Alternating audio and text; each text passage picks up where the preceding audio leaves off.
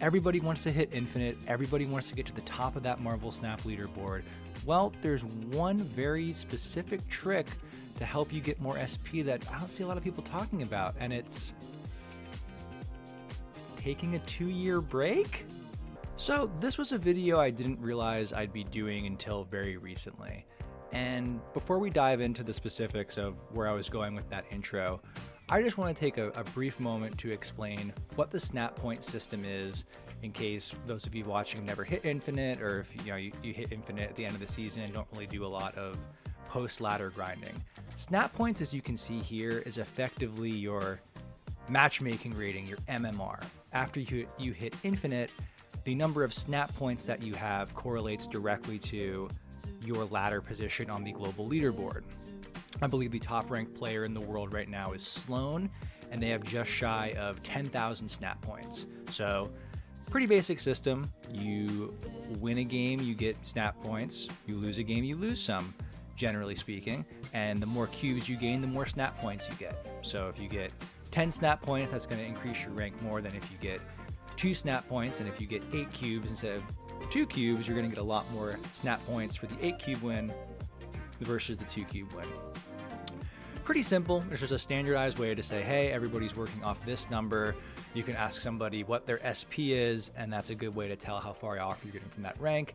If you go to the Marble Snap website and look at the leaderboard for the top 1,000, you can see, okay, if I want to get to the top 1,000, I need to be 7,700 SP. Whatever the number is, I'm just making stuff up. I don't know off the top of my head.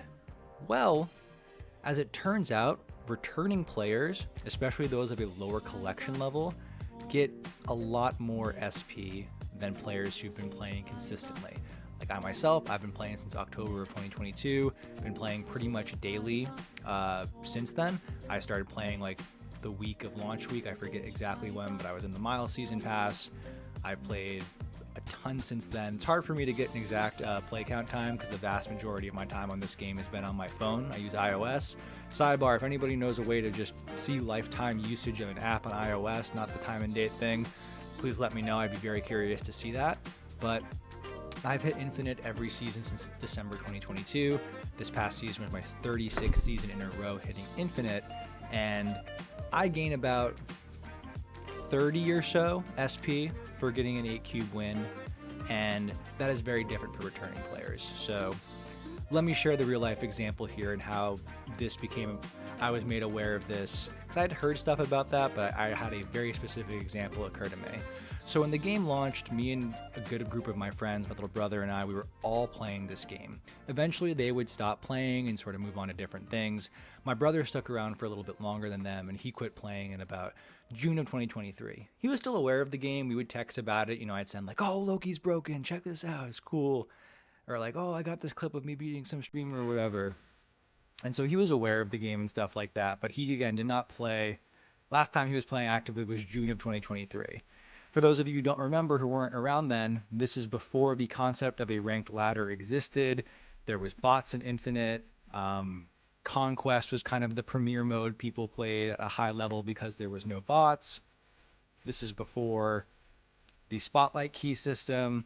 This is, like practically a whole millennia ago in terms of how the game played. It was very different then. But this past season, my little brother came back to the game. I told him I was making content. He got into it, and we've been having a great time talking about it. And he hit infinite for the first time this season. When he was playing back in 2022 and the early part of 2023, he'd made decent progression. He got into like the high 70s, but never cracked through infinite. This season he did it. He was playing Cerebro 3. We were just going back and forth about deck variations with the cards he has. If he didn't have Bastion and stuff like that. And he hit infinite like in the first week, or a little less than 2 weeks. It was awesome. He was very happy with that. Took a little break. This past weekend he got back into it again, and within the span of like 5 minutes of each other, he sent me a text where he was about 2,500, because when he hit infinite, he was in like 6,600 SP or whatever it was. So he sends me a picture of him hovering around this rank here, and then like 5 minutes later texts me another, and he's 150 or so SP higher. I was like, what's going on? That's your rank? I'm like, you're higher than me now. That's crazy. And he's like, yeah, no, it's climbing. So I asked him, how much SP do you get per cube or for a cube or an 8 cube win? And he says he got 133 SP for an 8 cube win.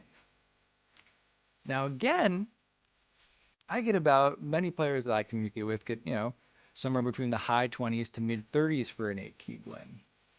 Granted, he said he would still lose 130 for an 8 cube loss, but if a player like myself and a returning player like him, again, he was about I think around 4K collection level. He's Series 3 complete. He's still missing a lot of Series 5 cards. But after that 2-year break coming back and then being early collection level, if he went on a 55%, if we played the same amount of games and won the same amount, like we each played 10 games and we each won 7 out of 10 of them, he would be, and we started at the same amount of SP, he would be significantly higher up the leaderboard than I would. I understand the concept of like needing to like feel things out and figure out where you are with MMR and stuff like that. Like it's not a perfect system, and I'm by no means a game designer. This is not like an inflammatory, oh god, second dinner's done it again. But I really did want to open this up as a dialogue because I know a lot of people spent like, this is a very grindy leaderboard. Right now, the person at the top of the leaderboard is, again, Sloan. They have almost 10,000 SP. And it's a big time commitment to do that. So to be able to be a returning player, and there is some drama going on about this in the community now about a returning player who's very high up the rank leaderboard, and there's some criticism of that because they have inflated SP gain or whatever. The idea that someone would be able to abuse that, and I'm not saying anybody's doing that. My brother's certainly not doing that. He just can't happen to come back and is able to get quadruple the amount of SP that that me and many other players are for winning. It can be a little bit discouraging. People care about their rank. This is the prestige mode of the game. No one's really playing Conquest except to clear out the shop. I actually do quite enjoy Conquest. I think it's fun once you can understand what your opponent's deck is doing entirely, and it's less about like a surprise gotcha, like, oh, are they running Shang-Chi or not? It is fun to be like, oh, okay, I know their deck. Now I just have to wonder, are they drawing at what they're playing? I do enjoy that mode, and getting the rewards from Conquest is great. But like the Infinite Ladder, this is the end game. This is what people are doing, and the fact that there's not a more reliable, standardized method of gaining SP, there's no waiting. So if I win 7 games and someone who's getting 4 times the amount of snap points wins 7 games, and we're both starting at 7,000 SP, they're going to be a higher rank than me. It's just the way it is. Like, should there be MMR buckets? Like, I don't know the solution to this, but that fact feels bad, that someone could spend an hour playing and move up the same amount as somebody who got lucky winning an 8Q in 5 minutes and stopped playing for the day. There is no differentiator on the leaderboard between collection level. It is all snap points. So if you have more snap points, you are higher on the leaderboard than somebody with lower snap points. And for a game like Marvel Snap, where there seems to be a continuing problem with player trust and retention, there was a post on X going around earlier today about Marvel Snap only having 15 Twitch viewers, and there's a lot of how do we keep this game going? There are people like myself, so many of us, who absolutely love the gameplay of Marvel Snap, and we want to. They're doing stuff like bringing back a really great new player experience where people are going to be able to unlock Thanos in a month. That's super cool. They're making these changes, but then there's just weird stuff like this where it's like you want to give players a reason to keep logging in every day. You don't need scuttlebutt out there about, hey, if you take some time off and then come back, you're going to be able to push up the infinite ranked leaderboard significantly faster than if you're a dedicated player who's logging in every day and consistently playing. It doesn't feel great. I'll be honest about that. It doesn't feel great doing that. Now, ultimately, is that just going to make me stop playing or play differently? No, this is not at all. But it is interesting. I know, like, Sloan, again, who's ranked number 1, I know he gets like 22 SP for an 8-cube victory. That versus 133. That is a huge difference. And, granted, hopefully the system figures out eventually that you're not supposed to be getting that much, or like realizes that, like, oh, this player's actually quite good, and the fact that he doesn't have Arishem doesn't matter. Like, his CL doesn't matter, it's just the performance. But Yeah, this is a weird thing. I haven't seen any official documentation about how SP works in that regard. So just having these sort of like he said, she said stories circulating about it that don't paint a favorable light isn't great. This is an area where I would love more transparency about how this system works.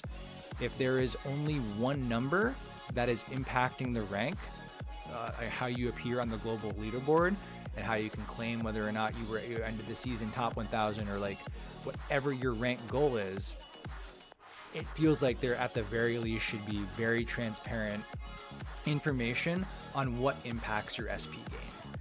What do you guys think? What like this is an area where I'm really curious about the community's thoughts on that. Do you think everybody at the what's the fix? Do you think everybody at the end of each season should be reset back down to a flat 6,000 snap points, regardless of how you did, so everybody's grinding at the same point? Do you think every player, regardless of collection level, should be, getting the same amount of snap points for a 2 cube, 4 cube, 8 cube win? I don't know if anybody in the audience is a game designer. I'm certainly not, but information like this where you could say, hey, take a 6-month, if you want to really push it, take a 6-month break, or like ask people for data mines, like take a break until you hear about a really cool season with cards you like, and then come back and play. Yeah, you don't need to buy the season pass. If you care about your rank, just take a break. You're going to get a lot more snap points if you come back. That doesn't feel great either. So again, I put it out to y'all. What do you think about this? Did you know about this? Am I really late to the party? Again, I've heard some scuttlebutt, but talking with my brother about this was the first time I was able to get hard information of, oh yeah, I get 133 snap points for an 8 cube win. I get 4x, what you do for a win. That's just how it is right now. Did you know about this? Please sound off in the comments. I'm curious what y'all think about this system. Do you have any ways that you'd improve it?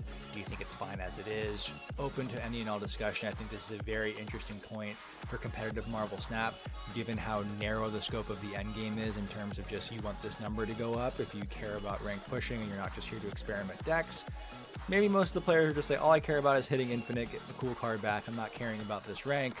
But for those of us that do, it can be a little disheartening. So if you want more insight, if you want no more Marvel Snap strategy, if you want more deck guides that can push you and deep dive to really push this number up and get higher on the rank ladder, subscribe. Please leave a comment below, like the video. It helps the reach out so much. And even if you don't want to talk about Marvel Snap or talk about this subject in Marvel Snap, you want to ask hyper-specific deck questions, or which card should I get next in Shopped, or I have this much collector's tokens and I have this card pinned, is it worth it? I'm here for those questions. I will respond in the comments.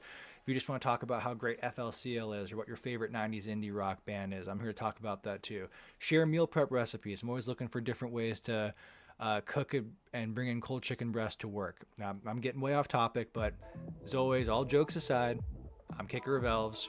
Thank you for watching. Have a great one. Bye.